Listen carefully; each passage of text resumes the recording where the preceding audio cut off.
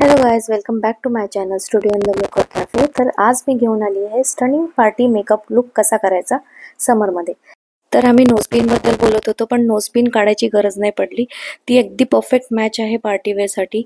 इथे सीटीएम झालं आहे, क्लिन्झिंग झालेलं आहे, टोनिंग आणि मॉइश्चरायझरला मी निव्हिया सॉफ्ट क्रीम यूज केलेला आहे, कारण की माझ्या क्लायंटची स्किन जी होती ती समरमध्ये थोडी ऑइली बिहेवियर करते, सो त्यांना एकदम लाईट मॉइश्चरायझर लावलेला आहे। आणि इथे आता आपण आय मेकअपला स्टार्ट करतोय। तर आय मेकअप करण्याच्या आधी कायम लक्षात ठेवायचं की प्रायमर वापरायचं। मी क्राउनचं प्रायमर यूज केलेलं आहे। सो इथे मी आयवरी कन्सिलर यूज केलेलं आहे टॅम्पूचं, आणि याचा मी शॉर्ट काढलेला आहे।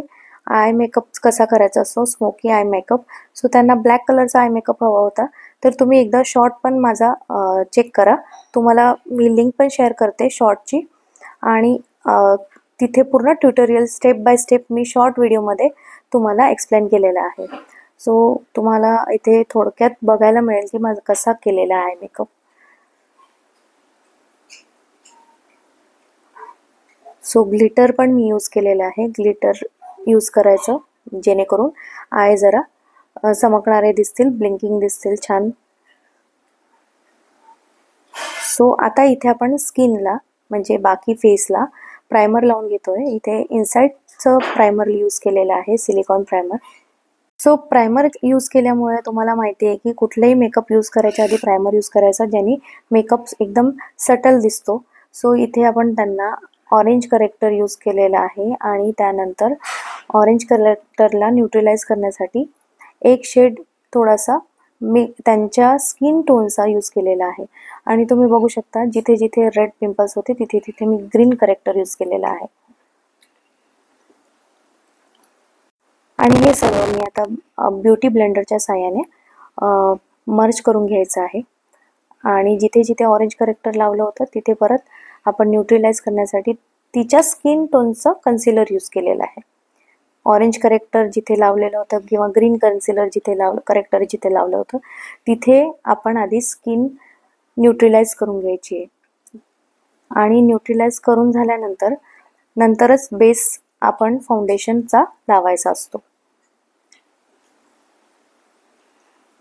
तिच्या डोळ्याखाली डार्क सर्कल जास्त असल्यामुळे मला थोडंसं जास्त कन्सिलर यूज करावं लागलं, पण कन्सिलर कमीच यूज करायचा समरमध्ये, कारण की खूप स्वेटिंग होतं। सो इथे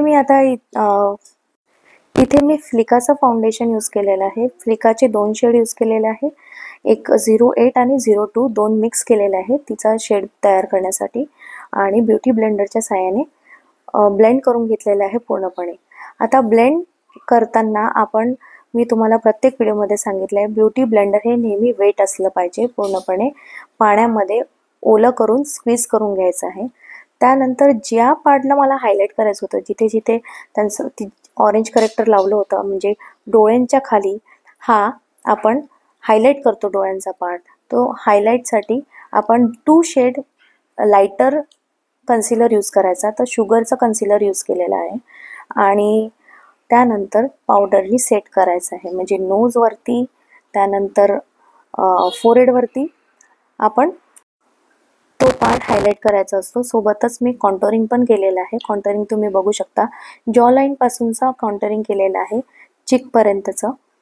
सो कॉन्टोरिंग झालंय, नोज कॉन्टोरिंग पण केलेलं आहे, आणि नंतर लायनर पावडर लावून घेतलेलं आहे, सेटिंग पावडर, लूज पावडर इथे यूज केलेलं आहे। डोळ्यांच्या खाली जिथे जिथे हायलाइट केलं होतं तिथे तिथे लूज पावडर लावलाय, आणि आय मेकअप आपण पूर्ण संपवून घेऊयात।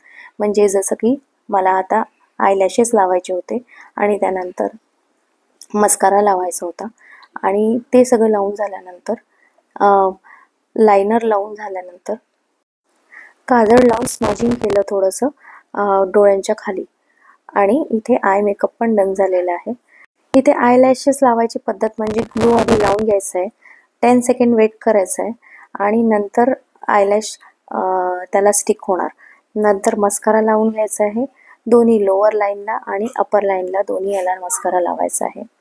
आणि मग नंतर सेटिंग स्प्रे यूज केला होता, त्यामुळे बेस पक्का झालेला आहे। सेटिंग्स पावडर पण यूज केलं होतं।